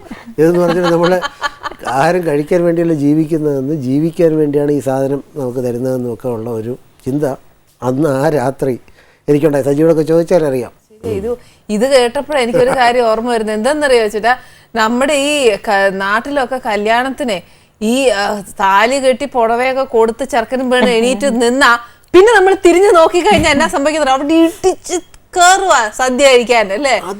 അത് ഈ ആഹാരത്തിന്റെ ഒരു അത്ഭുതമാണ്. കാരണം ഈ കയറുന്നവരിലെ IAS കാരുണ്ട്, ബാങ്ക് ഉദ്യോഗസ്ഥരുണ്ട്, അവർക്ക് ഇതുപോലൊരു സദ്യ 10 അന്ന് തന്നെ വീട്ടിൽ കിട്ടുമെന്ന് ഉണ്ടാക്കാൻ പറ്റും. പക്ഷെ എന്നാലും അതിൻ്റെ ഒരു കൗതുകം, അതിൻ്റെ ഒരു രസം തട്ടിമറിച്ചിട്ട് നമ്മൾ സീറ്റ് കഴിഞ്ഞാൽ നമ്മുടെ അച്ഛൻ വന്നാലും ചിലപ്പോൾ കണ്ട ഭാഗം കഴിക്കൂല, ഇതിലേക്ക് കാണിച്ച്. ഇപ്പൊ ഞാനും ഒക്കെ അന്നേല് സത്യം പറഞ്ഞാൽ ചേട്ടാ കഴിക്കും. സത്യം എന്നാന്നറിയാവോ, ഈ പറഞ്ഞ കൂട്ട് വീട്ടിൽ ഇച്ചിരി ഉണ്ടാക്കാനൊക്കെ ഇച്ചിരി മടിയുള്ള കൂട്ടത്തില്. അതുകൊണ്ട് പിന്നെ അന്നത്തെ ദിവസം അടുക്കള കൂട്ടാലോ എന്നും പറഞ്ഞാൽ കേറുന്നത്. ഇപ്പൊ ഞങ്ങളുടെ എന്നെ കല്യാണത്തിന് പോകുമ്പോൾ ഭാര്യ പറയും, ഈ കഴിക്കാതെ പോയിട്ടുള്ളത് ഉച്ചയ്ക്ക് സംഗതി ഇല്ല എന്ന് പറഞ്ഞ് പിന്നെ കഴിച്ച മര്യാദക്ക് കഴിച്ചോണം, കഴിക്കാതെ വന്നാൽ വീട്ടിലൊന്നുമില്ല. വരട്ടുമല്ലേ ചേച്ചി? തീർച്ചയായും, കാരണം അത് വേണമല്ലോ, എല്ലാവർക്കും വേണം. ഭാര്യമാർ അല്പം വരട്ടണമെന്നുള്ള പക്ഷക്കാരനാണ് ഞാൻ. പിന്നെ ആരായാലും ഇപ്പം അല്പം ഇത് എത്ര വലിയ കൊലകൊമ്പനായാലും ഭാര്യയുടെ മുമ്പിൽ അല്പം ഒന്ന് പതറാത്ത അവരുണ്ടല്ലോ. കല്യാണത്തിന് പുലിയുടെ കല്യാണം ഒരു പാർട്ടി നടത്തുകയാണ്. അതിൻ്റെ ഇടയിൽ ഒരു എലി വന്ന് കിടന്ന് ഡാൻസ് കളിക്കണം. അപ്പോൾ പുലിക്ക് ദേഷ്യം വന്നു. എലി വിളിച്ചിട്ടാ നിന്നെ ആര് ഈ കല്യാണത്തിന് വിളിച്ചത്, എൻ്റെ പാർട്ടിക്ക്? അപ്പോൾ എലി പറയണം, അണ്ണാ കല്യാണത്തിന് മുമ്പ് ഞാനും ഒരു പുലിയായിരുന്നു. അപ്പോൾ ഇത് കഴിയുമ്പോൾ ഞാൻ വിചാരിക്കുകയാണ്, കാരണം നമുക്ക് ഏത് പോരാളിക്കായാലും അലക്സാണ്ടർ ചക്രവർത്തി ലോകം മുഴുവൻ കീഴടക്കി, ഭാര്യയുടെ മുമ്പിൽ എവിടെ പോയിരുന്നു ഇത്രയും യുദ്ധം ചെയ്യാൻ ഇത്രയും ദിവസം എന്തിനെന്നൊക്കെ ചോദിച്ചാൽ അങ്ങനെ ഒരു ചെറിയ പപ്പ അടിക്കാതെ വരും. കാരണം പുലിയായിരുന്നു. അത് ഒരു വാട്സപ്പ് കോമഡിയാണ്. എനിക്ക് ഏറ്റവും ഇപ്പോൾ എന്താണ് വാട്സപ്പ്, ഫേസ്ബുക്ക്, ഇതിൻ്റെ 2 പക്ഷമുണ്ട്. വേണമെന്നും അത് ശരിയല്ല തെറ്റെന്ന്. പക്ഷെ ഞാനിതിൻ്റെ ഈ നർമ്മം എൻജോയ് ചെയ്യുന്ന ആളാണ്. അപ്പോൾ അവിടുന്ന് കിട്ടിയതാണ്. ഈ പറയുമ്പോൾ ഭാര്യമാർ ഒരല്പം എന്താണ് ഒരു കൺട്രോളോ അല്ലെങ്കിൽ ഒരു നിയന്ത്രണമോ നമുക്ക് കാണാത്ത ഒരു നമ്മൾ പോകുന്ന ദിശ അവർക്ക് കറക്റ്റായിട്ട് അറിയാൻ പറ്റും. വേണമെന്നുള്ള പക്ഷക്കാരനാണ് ഞാൻ. അത് കൃത്യമായിട്ടും ചിലപ്പോൾ ചെറിയ പരിഭവങ്ങളും ഒക്കെ വീട്ടിൽ നിന്ന് ഉണ്ടാകുന്നതുകൊണ്ടായിരിക്കും നമ്മൾ കുറച്ചുകൂടെ ജാഗരൂകനാകുന്നത്. ചേച്ചി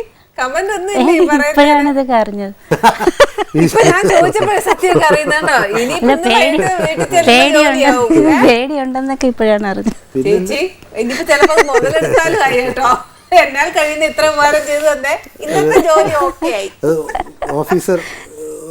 ഓഫീസറോട് ക്ലാർക്ക് ഒന്ന് പൂഴ്ത്താൻ വേണ്ടി പറയുന്നു, സാറ് ഒരു സിംഹമാണ്, സിംഹമെന്ന്.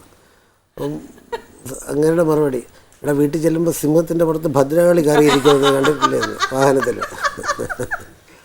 അപ്പം അങ്ങനെ ചേച്ചി ഇനി ഈ കമന്റ്സ് ഒക്കെ ഞാൻ വെളിയിൽ കേൾക്കുമ്പോ ഞാനിതിനെ ആലോചിച്ച് ചിരിക്കുമല്ലോ. വീട്ടിൽ ചെല്ലുമ്പോ ഭദ്രകാളി കയറി. ഹാസ്യ സാഹിത്യത്തിൽ ഏറ്റവും കൂടുതൽ ഒരു ഓബ്ജക്റ്റ്, അത് ഇപ്പോൾ നേരത്തെ പറഞ്ഞ വേണുകൃഷ്ണൻകുട്ടി സാറ്, സഞ്ജയൻ, അവരെല്ലാവരും വിഷയമാക്കിയിരിക്കുന്നത് കുടുംബം, അതിൽ തന്നെ ഭാര്യ വലിയ ടെററാണെന്നൊക്കെ പറഞ്ഞാണ് ഇവർ എഴുതുന്നത്. അവർക്കും അറിയാം ഒരു നർമ്മത്തിന്റെ ഭാഗമാണ് അവരെ ഈ ഭാര്യ. നർമ്മത്തിന്റെ ഭാഗമായിട്ട് തന്നെയല്ലേ നിങ്ങൾ? ശരിക്കും ഭാര്യമാരൊക്കെ ടെററൊന്നും അല്ല. അത് ശരിക്കും ടെററല്ല, ഒരിക്കലും അല്ല. എന്നാലും ഈ സുകുമാർ സാറിന്റെ ഒരു ലേഖനമുണ്ട്, നല്ല അടുത്ത ജന്മം വനിതയിൽ വന്നതാണ്. അടുത്ത ജന്മത്തിൽ സ്ത്രീ ആയാൽ എന്താണെന്നുള്ള രീതിയിൽ സുകുമാർ സാറിൻ്റെ എനിക്കിഷ്ടപ്പെട്ട ഒരു ലേഖനമായിരുന്നു. എഴുതി വരികയാണ്. അവസാനം ഭാര്യ അകത്തുനിന്ന് ചോദിക്കണം, അതെ എന്തോന്ന് അവിടെ കുറിച്ചുകൊണ്ടിരിക്കണം, ഇവിടെ കാണണ്ടല്ലോ ഇങ്ങോട്ട്, ഇവിടെ എന്ത് ചെയ്യണം? അപ്പോൾ സാറിന് മറുപടി, എടി അടുത്ത ജന്മത്തിൽ സ്ത്രീ ആയാൽ എന്ന വനിതയിലേക്കൊരു ലേഖനം എഴുതിക്കൊണ്ടിരിക്കുകയാണ്. അപ്പോൾ ഭാര്യയുടെ മറുപടി, അപ്പോൾ പിന്നെ ഈ ജന്മത്തിൽ എന്താണ് വിചാരമെന്ന്. സാറും സുകുമാർ സാറും ഗംഭീരമായിട്ട് എഴുതിയിട്ടുണ്ട് ഈ സ്ത്രീകളെ കുറിച്ച്. നല്ല സാറിന്റെ നല്ല പഞ്ച് നേരം പോക്കുകളാണ് സുകുമാർ സാറിന്റെ. അന്ന് ഈ പറയും പോലെ ലേഖനങ്ങൾ, അതിനിടയിൽ നിരവധി സീരിയലുകൾ. അമ്മയ്ക്ക എന്ന് പറഞ്ഞൊരു സീരിയൽ നടക്കുന്നു. അതിൻ്റെ ഒരു ഉച്ചയ്ക്കുള്ള ഒരു ലഞ്ച് ബ്രേക്കിൽ ആഹാരം കഴിച്ചുകൊണ്ടിരുന്നപ്പോൾ സജി പറയുന്നു, നമുക്കിനിയൊരു സിനിമയെക്കുറിച്ച് ചിന്തിക്കണം എന്ന് പറയുന്നു. വാസ്തവത്തിൽ ഞാൻ ആ സിനിമ എന്ന് പറഞ്ഞത് അങ്ങനെ ചിന്തിച്ചിട്ടില്ലായിരുന്നു. പെട്ടെന്ന് തന്നെ എന്നാൽ ഈ സീരിയൽ കഴിഞ്ഞാൽ നമ്മൾ സിനിമയ്ക്ക് വേണ്ടി ഇരിക്കാമെന്ന് തീരുമാനിക്കുന്നു. ആ സീരിയൽ അവസാനിക്കുന്നു. ഞങ്ങൾ ഈ പറഞ്ഞതുപോലെ ഒരിടത്ത് മാറി ഇരിക്കുന്നു. ഒരു കഥ ജനിക്കുന്നു. അധികം വൈകാതെ തന്നെ ഒരു നിർമ്മാതാവിനെയും കിട്ടുന്നു. പിന്നെ കാര്യങ്ങളത് എനിക്കൊന്ന് വളരെ പെട്ടെന്ന് നടന്ന ഒരു പ്രോജക്റ്റാണ്. അതെഴുതുമ്പോൾ എല്ലാവരും സീരിയലിൽ നിന്ന് വന്നവരാണ്, ടെലിവിഷനിൽ നിന്ന് വന്നവരാണ്. സംവിധായകനാകട്ടെ, തിരക്കഥാകൃത്ത് ഞാൻ, ക്യാമറ അനിൽ, ആർട്ട് ഡയറക്ടർ ഉൾപ്പെടെയുള്ള എല്ലാവരും സീരിയലിൽ നിന്ന് വന്നു. പൊതുവേ ഒരു സംശയം ഉണ്ടായിരുന്നിരിക്കണം, ഇതെന്താണ് ഇവർ കാണിക്കുന്നത്, വല്ലതും നടക്കുമോ എന്നൊക്കെ ചിലപ്പോൾ കുറ്റം പറയാൻ പറ്റില്ല. അപ്പം നമ്മളായാലും അതൊക്കെ. പക്ഷേ ഇത് വന്നു. നേരത്തെ പറഞ്ഞ പോലെ ആദ്യ ഷോയ്ക്ക് ഞാൻ പോയില്ല, കാരണം പേടിയായിരുന്നു. അത് ഒരു തിരുവനന്തപുരം ശ്രീകുമാറിലാണ് സജി സുരേന്ദ്രനൊക്കെ കണ്ടത്. ഒരു 10:45 സജി വിളിക്കുന്നു, ചേട്ടാ അത്യാവശ്യം ആളുണ്ട് കേട്ടോ, ഒരു 10-15 പേരുണ്ടെന്ന് പറയുന്നു. ഒരു 11 പറഞ്ഞു ക്യൂ നീണ്ടിട്ടുണ്ടെന്ന് പറയുന്നു. 11:15 വിളിച്ച് പറയുന്നു ഹൗസ്ഫുൾ ബോർഡ് നോക്കിയെന്ന് പറയുന്നു. ഇൻ്റർവെലായപ്പോൾ പറയുന്നു. തീർന്നപ്പോൾ അത് വിജയിച്ച ഒരു ഫിലിമിൻ്റെ ലിസ്റ്റിൽ വന്നു. ഞങ്ങളറിയാതെ തന്നെ അങ്ങ് സിനിമാക്കാരായി. ഈ സാറ് വീട്ടിൽ വന്നിട്ട് ആദ്യം കഥയൊക്കെ പറയുമ്പോൾ 1 ലൈൻ ചേച്ചിയോട് ആദ്യം പറയോ? കഥ ചിലപ്പോഴൊക്കെ പറയാറുണ്ട്, മിക്കവാറും ചേച്ചി എന്ത് സജഷൻസ് ഒക്കെ പറയും? അങ്ങനെ എൻ്റെ മോൻ നന്നായിട്ട് പറയും. മോൻ എന്താ ചെയ്യുന്നത് സാർ? ഞാനിപ്പോൾ MBA കഴിഞ്ഞു, ഇവിടെ വർക്ക് ചെയ്യും. ഇപ്പൊ യൂത്തും കൂടെ ആകുമ്പോഴത്തേക്ക് ഇപ്പത്തെ ന്യൂ ജനറേഷൻ അല്ലേ, അപ്പം അവരുമായിട്ട് ചോദിക്കുമ്പോഴത്തേക്ക് ഇപ്പത്തെ ട്രെൻഡും ഒക്കെ നമുക്ക് അറിയാൻ പറ്റുമല്ലോ. ചേച്ചിയുടെ വീട് എവിടെയാ ചേച്ചി? രണ്ടുപേരും 5 വീടിന്റെ വ്യത്യാസം, വേറെ ഒന്നുമല്ല. ഞാനൊന്നും ചോദിച്ചില്ലല്ലോ, വേറെ ഒന്നും അല്ലെന്ന് എന്നോട് പറയാം. ഞാനൊന്നും ചോദിച്ചില്ല ചേട്ടാ. അത് ചോദിക്കേണ്ട കാര്യമില്ല. 5 വീടിനപ്പുറം ചോദിക്കാതെ ഞാൻ ഒരു ദുരുദ്ദേശം ഇല്ലായിരുന്നു, ഒരു ലുക്ക് പോലും തന്നില്ല. എന്നാൽ ചോദിക്കാതെ പറയുന്നു, വേറെ ഒന്നുമില്ല. കുടുംബം ഇതായിട്ട് ആലോചിച്ചു. ഞങ്ങളുടെ അമ്മ എൻ്റെ ഒരു മാമൻ തന്നെയാണ് ആലോചിച്ച് ഫിക്സ് ചെയ്ത്. വലിയ കുഴപ്പമില്ല, ജാമ്യം എടുത്ത പോലെയാണ്, വേറെ ഒരു ഉദ്ദേശമില്ല. അമ്മാവൻ ആലോചിച്ചതാണ് അത്. ഇങ്ങനെ വർഷമായിട്ട് ചെറിയ ശരാശരിക്കാരൻ്റെ വീട്ടിലുള്ള ചെറിയ പരിഭവങ്ങളും പിണക്കങ്ങളും അല്ലാതെ വേറെ വലിയ കുഴപ്പങ്ങൾ ഇന്നിവിടെ ഇരിക്കുന്നത് വരെ ഉണ്ടായിട്ടില്ല. അടുത്ത കാര്യം കാരണം ഒത്തിരി പുസ്തകങ്ങൾ എഴുതിയിട്ടുണ്ട്, പിന്നെ അവാർഡുകളും ഒരുപാട് കിട്ടിയിട്ടുണ്ട്. അതെ, കുറച്ച് അവാർഡ്, സാഹിത്യ അക്കാദമി അവാർഡ് ഞാൻ തന്നെ അങ്ങോട്ട് പറയാം. Sahitya Akademi award, EV Krishnapillai award കിട്ടിയ ഒരു യോഗ്യനാണ് ഞാനെന്ന് ഞാൻ തന്നെ പറയുന്നതല്ല. സീരിയസ് ആയിട്ടുള്ള സ്ക്രിപ്റ്റ് ഒന്നും ചെയ്യാറില്ല, ഇപ്പം ഫിലിം ചെയ്ത് തുടങ്ങിയോണ്ട് ചോദിച്ചാൽ. എനിക്ക് വളരെ ഇഷ്ടമുള്ളതാണ്. എനിക്ക് ജനപ്രിയൻ എന്ന് പറഞ്ഞൊരു സിനിമ ജയസൂര്യയും ഒക്കെ അഭിനയിച്ചത്, എനിക്കത് വളരെ ഇഷ്ടപ്പെട്ട ഇപ്പോഴത്തെ ഹലോ നമസ്തേ എന്ന് പറയുന്ന സിനിമ. ഇനിയിപ്പോൾ ഞങ്ങൾ ഒരെണ്ണം ചെയ്യാൻ പോകുന്നു. പുതിയ പ്രോജക്ട്സ് ഏതൊക്കെയാണ്? ഇനിയിപ്പം അധികം വയ്യാതെ തുടങ്ങും. സജി സുരേന്ദ്രൻ്റെ ഒരെണ്ണമുണ്ട്, ബെന്നി തോമസ്, മൈലാഞ്ചി മഞ്ചുള്ള വീട് ചെയ്ത ബെന്നി തോമസിൻ്റെ, ഷിബു ബാലൻ എഴുത പുള്ളിയുടെ ഒരെണ്ണം ചെയ്യാറുണ്ട്. അങ്ങനെ ചർച്ചകൾ, സിനിമയിൽ അങ്ങനെയുള്ള ചർച്ചകളാണ്. അതിൽ നിന്ന് ഒരെണ്ണം മെറ്റീരിയലൈസ് ചെയ്യും. കാരണം സിനിമ പല ഘട്ടങ്ങളാണ്. ചർച്ച വന്ന് തിയേറ്ററിൽ വന്ന് ഷോ തുടങ്ങിയാൽ മാത്രമേ സിനിമ വന്നു എന്ന് പറയാൻ പറ്റുള്ളൂ. അതിനിടയിൽ പല ഘട്ടങ്ങളുണ്ട്, പല തടസ്സങ്ങളുണ്ടാവും, പല വിജയങ്ങളുണ്ടാവും. ചേച്ചി ഈ കഥകളൊക്കെ കേട്ടോ? ചെയ്യാൻ പോകുന്നത് കേട്ടു. അപ്പോൾ എൻ്റെ മകൻ ചെയ്യണ്ട എന്ന് പറയുന്ന പല കഥകളുമുണ്ട്. അത് ചെയ്താൽ ശരിയാവില്ല. അവനിപ്പോൾ ഇഷ്ടപ്പെട്ട, എനിക്ക് വളരെ ഇഷ്ടപ്പെട്ട ഒരെണ്ണം ഒരു താരത്തിനോട് സംസാരിച്ച് അതിൻ്റെ ഇത് നടക്കുകയാണ്. ഒരു പഴയകാല ഒരു ജീവിതത്തിന് പഴയതിലേക്ക് കൊണ്ടുപോകുന്നൊരു, എനിക്ക് വളരെ ഒരാളുടെ 8ാം ക്ലാസ് ജീവിതത്തിലേക്ക് തിരിച്ചു ചെല്ലുന്ന ഒരു സംഗതിയുണ്ട്. അപ്പോൾ അത് എനിക്ക് വളരെ ഇഷ്ടപ്പെട്ടു. തിയേറ്ററിൽ എങ്ങനെയാണെന്ന് അറിയാൻ പറ്റില്ല. എനിക്ക് വളരെ ഇഷ്ടപ്പെട്ട എനിക്ക് എന്താണ് ആ സിനിമ അത് നന്നായിട്ട് പുറത്തു വരണം എന്നാഗ്രഹിക്കുന്ന ഒരു സിനിമയാണ്. അപ്പോൾ അത് ഇപ്പം എൻ്റെ മകന് വളരെ ഇഷ്ടപ്പെടുന്നതാണ്. പിന്നെ ഈ കോമഡി ചെയ്യുമ്പോൾ എപ്പോഴെങ്കിലും ആ ഒരു കോമഡി ട്രാജഡി ആയി മാറിയിട്ടുണ്ടോ ചേട്ടാ? വിജയിക്കാതെ പോയത് അല്ല, ഇങ്ങനെ ഒരു ഫലിതം പറഞ്ഞു, പിന്നെ നമ്മളൊരു തമാശ പറഞ്ഞേ, പക്ഷെ ആ തമാശ ഏക്കാതെ പോയ രീതിയിലോ ഒരുപാടുണ്ടായിട്ടില്ലേ? പിന്നെ നമ്മൾ വീട്ടിൽ ചെന്നിട്ടായിരിക്കും ആലോചിക്കണം, അയ്യോ പറയേണ്ടതില്ലേ, വല്ല കാര്യം റിയാക്ഷൻ. അതല്ലേ ഞാൻ പറഞ്ഞത്. മരണ വീട്ടിൽ കരഞ്ഞില്ലെങ്കിലും പോലും കുഴപ്പമില്ല, ഒരു കോമഡി പറഞ്ഞിട്ട് പിന്നീട് എന്ന് ചോദിച്ചാൽ സർദാർജിമാരെ കുറിച്ച് പറയും. ഒരു കഥയുണ്ട്, ലോകത്ത് ഫലിത മത്സരം നടക്കണം, 100 ഫലിതം പറയും, 100ലും ചിരിക്കാതിരുന്നാൽ 1 കോടി രൂപ സമ്മാനം. എല്ലായിടത്തുനിന്നും ആൾ വന്നു, മലയാളി വന്നു, അയാൾക്ക് 2 ഫലിതത്തിനപ്പുറം പിടിച്ചിരിക്കാൻ പറ്റിയില്ല. അമേരിക്കക്കാരൻ വന്നു, അയാൾക്ക് 5-നപ്പുറം പറ്റിയില്ല. അങ്ങനെ എല്ലാവരും വന്നു. അങ്ങനെ സർദാർജി വന്നിരുന്നു, ഫലിതം പറയുന്ന ആൾ വന്നു, ആദ്യത്തെ നേരം പൊക്ക് പറഞ്ഞു. ഇയാൾക്ക് 1 കോടി രൂപ എന്നുള്ള ആ ഇതിലാണ് അയാളുടെ ലക്ഷ്യം. ശ്രദ്ധ, 5ആയി, 10ആയി, 90ആയി, ചിരിക്കുന്നില്ല. അപ്പോൾ ആൾക്കാർക്കൊക്കെ ഉത്സാഹമായി, ഇയാൾക്ക് ഇതൊന്ന് കിട്ടിക്കോട്ടെ ആർക്കെങ്കിലും. 95ആയി, 99ആയി, ചിരിക്കുന്നില്ല. 100 മൊത്തം ഫലിതം പറഞ്ഞു. വെറും ഡ്രൈ ജോക്ക്, നേരം പോക്കേ ഇല്ല, അതിൽ ഒന്നുമില്ല. പക്ഷെ 100ാമത്തെ കേട്ടപ്പോൾ അയാൾ ഉരുണ്ട് വീണ് കുടച്ചക്രം പോലെ ചിരിക്കാൻ തുടങ്ങി. ആൾക്കാർ വയലൻ്റായി. ആൾക്കാർ എന്ന് പറഞ്ഞാൽ ഈ 100ാമത്തെ ഇത് കേട്ടിട്ടാണോ നീ ചിരിച്ചത്, ഇതിലെന്തോ ജോക്കിരിക്കണോ, വെറും ഡ്രൈ ജോക്കല്ലേ, എന്ത് നേരം പോക്ക്. ഇയാൾ ചൂടായി. ഡ്രൈ ജോക്കോ, ഒറ്റതോ?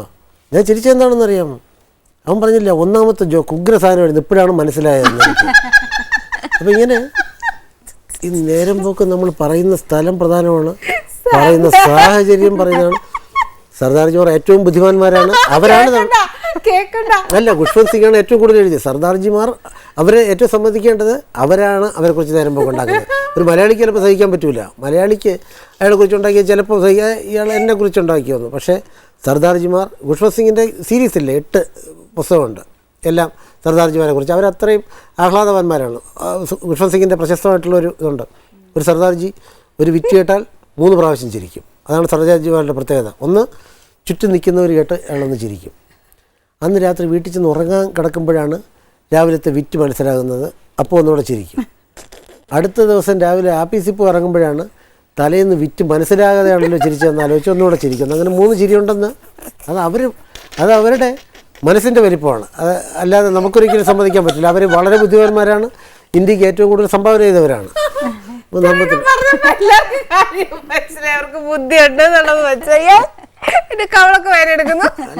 ഞാൻ ഈ കിട്ടിയത് ഇപ്പോൾ എനിക്കിത് ഇതുപോലെ ഒരെണ്ണം ഉണ്ടാക്കാം, എനിക്കൊരു ഒരു ലേഖനം എഴുതാൻ സാധിക്കും. പക്ഷേ ഇമാതിരി ഞാൻ പറഞ്ഞില്ലേ, നർമ്മത്തിൻ്റെ ഒരു അത്ഭുത ലോകം ഈ വാട്സപ്പിൽ വന്നു. ഇപ്പോൾ എൻ്റെ ഒരു തിരക്കഥ ഹാപ്പി ഹസ്ബൻഡ്സ് ആരാണ് എഴുതിയതെന്ന് ഇനി അവസാന കാലം വരെ റെക്കോർഡറാണ്. സുകുമാർ സാറിൻ്റെ ഒരു ലേഖനം, ചെമ്മന ചാക്കോ സാറിൻ്റെ കവിത. പക്ഷേ ഇത്രയും നേരം പോക്കുകൾ, എവിടെ നിന്നൊക്കെയോ പാറി വരുന്ന നേരം പോക്കുകൾ, ഇത് ആരാണ് എഴുതണമെന്ന് അറിഞ്ഞുകൂടാ. ഈയിടെ വാട്സപ്പിൽ കിട്ടിയൊരെണ്ണം. രാവിലെ പോലീസ് ഹെഡ് ക്വാർട്ടേഴ്സിൽ ഫോൺ വന്നു, സീനിയർ ഉദ്യോഗസ്ഥ എടുത്തു.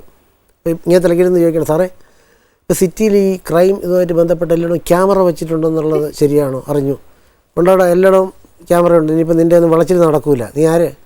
അല്ല സാറേ എല്ലായിടവും വെച്ചിട്ടുണ്ടോ? തിരുവനന്തപുരത്ത് ശ്രീകുമാർ തിയേറ്ററിൻ്റെ അവിടെയൊക്കെ വെച്ചിട്ടുണ്ട്, എല്ലായിടവും ഉണ്ട്. അവിടെ എന്ത് നടക്കണോ? കുത്തോ ഉറിയോ നടക്കണുണ്ടോ? ഇപ്പോൾ വരുവാണ്. അല്ല സാറേ എൻ്റെ അപ്പുറത്ത് നമ്മുടെ കുട്ടപ്പേൻ്റെ ആ തട്ടുകട ഒന്ന് തുറന്നിട്ടുണ്ടോ എന്ന് നോക്കി പറയാമോ? എനിക്കിവിടുന്ന് പട്ടത്ത് നിന്ന് വെറുതെ സഞ്ചരിച്ച് സമയം എടുക്കെടുത്തുണ്ടല്ലോ എന്ന്. ഇത് പറഞ്ഞു തുടങ്ങി, ഇത് വായിച്ചു തുടങ്ങിയപ്പോൾ ഞാൻ അറിയുന്നേ ഇല്ല ഇതിങ്ങനെയാണ് അവസാനിക്കാൻ പോകുന്നതെന്ന്. ഇത് ഞാൻ ഈയിടെ കിട്ടിയതാണ്. കാരണം ഇതിൻ്റെ ഒരു ട്വിസ്റ്റിൻ്റെ ഒരു അത്ഭുതം എനിക്ക് വളരെ അത് ഉണ്ടാക്കിയ പ്രതിഭ എന്നേ അതിന് വിളിക്കാൻ പറ്റുള്ളൂ. കഥ ഇങ്ങനെ, മൊറോക്കോയിലൊരു ഗ്രാമം, സ്കൂളുണ്ട്. അബ്ദു എന്നുള്ളൊരു പയ്യൻ നല്ല പഠിക്കുന്നു, മണ്ടൻ അബ്ദു എന്നാണ് അവൻ്റെ കൂട്ടുകാർ വിളിക്കുന്നത്. സാറും ടീച്ചറും വിളിക്കുന്നത് മണ്ടൻ അബ്ദു എന്ന്.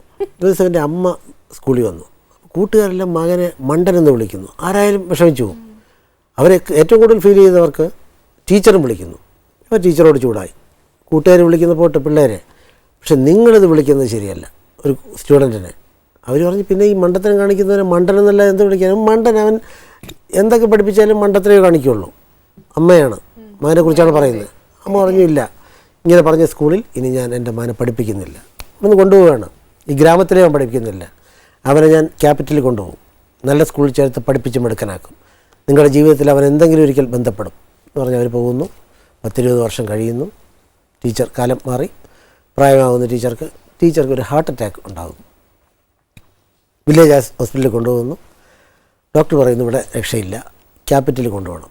അവിടെ പ്രധാനപ്പെട്ട ആശുപത്രിയിൽ ഇപ്പോൾ അമേരിക്കയിൽ നിന്ന് ഇതെടുത്ത ഒരു യുവ ഡോക്ടർ വന്നിട്ടുണ്ട്, മിടുക്കനാണ്. അയാൾ ഓപ്പറേറ്റ് ചെയ്താലേ ശരിയാവുള്ളൂ എന്ന് പറയുന്നു. നേരെ ക്യാപിറ്റലിൽ കൊണ്ടുപോകുന്നു, കിടത്തുന്നു, ഓപ്പറേഷൻ നടക്കുന്നു, പൂർണ്ണമായിട്ട് ഭേദമാകുന്നു. വെൻറ്റിലേറ്ററിലാണ് കിടക്കുന്നത്. ഓപ്പറേഷൻ സക്സസ് ആണ്. കണ്ണ് തുറക്കുന്നു. കണ്ണ് തുറന്നു 10-30 വയസ്സുള്ള ഒരു ചെറുപ്പക്കാരനായിട്ടുള്ള ഒരു യുവ ഡോക്ടർ നിൽക്കുന്നു, വളരെ തേജസ്സുള്ള മുഖം. ഇവർ ഡോക്ടറെ ഒന്ന് നോക്കുന്നു. ഡോക്ടർ അവരെ ഒന്ന് നോക്കി മന്ദഹസിക്കുന്നു. അവർക്കെന്തോ പറയാനെന്നോണം അവർ ഡോക്ടറെ ഒന്ന് നോക്കി കൈകൂപ്പാൻ തുടങ്ങുമ്പോൾ പെട്ടെന്ന് കഴുത്തൊക്കെ ഒന്ന് വലിഞ്ഞു മുറുകുന്നു, കണ്ണൊക്കെ പ്രൊജക്റ്റ് ചെയ്ത് വരുന്നു. അവർ വല്ലാത്ത അസ്വസ്ഥത പ്രകടിപ്പിക്കുന്നു. ഡോക്ടറും എല്ലാവരും അമ്പരന്ന് പോയി. ശ്വാസം കിട്ടാതെ പെട്ടെന്ന് അവരങ്ങ് മരിക്കുന്നു. എല്ലാവരും സ്തബ്ധരായി. സംഭവിച്ചത് എന്താണെന്ന് വെച്ചാൽ അവിടുത്തെ ക്ലീനർ കോറിഡോർ വൃത്തിയാക്കിക്കൊണ്ടിരിക്കുകയായിരുന്നു. പുതിയതായിട്ടൊക്കെ വന്ന ആളാണ്. വൃത്തിയാക്കിക്കൊണ്ടിരുന്നപ്പോഴാണ് അയാൾക്ക് വാക്യൂം ക്ലീനർ കുത്തണം, പ്ലഗ് നോക്കണം. നോക്കുമ്പോൾ ഈ വെൻറ്റിലേറ്ററിൻ്റെ പ്ലഗ് ഇരിക്കുന്നു. അത് മാറ്റിയിട്ട് വാക്യൂം ക്ലീനറിൻ്റെ പ്ലഗ് കുത്തി. ആ കുത്തിയത് വേറെ ആരുമല്ല, നമ്മുടെ പഴയ അബ്ദു ആണെന്ന്. നിങ്ങൾ വിചാരിക്കും മറ്റേ ഡോക്ടറാണ് അബ്ദു എന്നല്ലേ? അങ്ങനെ വിചാരിക്കേണ്ട, അവ ഇപ്പോഴും മണ്ടൻ തന്നെ. എനിക്ക് ഇമാതിരി ഒരു സ്വാധീനിച്ച ഒരു കാരണം അത്ഭുതമാണ്. ഞാൻ വിചാരിക്കണം ആ ഡോക്ടർ നമ്മൾ ത്രില്ലാകുന്നു. ഞാനങ്ങ് രോമാഞ്ചം കൊണ്ട് മിടുക്കനായ ഡോക്ടർ. എന്നിട്ട് അതിൻ്റെ അടിക്കുറിപ്പുണ്ട്, ഇത് നിങ്ങളുടെ കുഴപ്പമില്ല, ഒരുപാട് ഗുണപാഠ സിനിമകൾ ഇടയ്ക്ക് കാണുകൊണ്ടുള്ള പ്രശ്നമാണെന്ന്.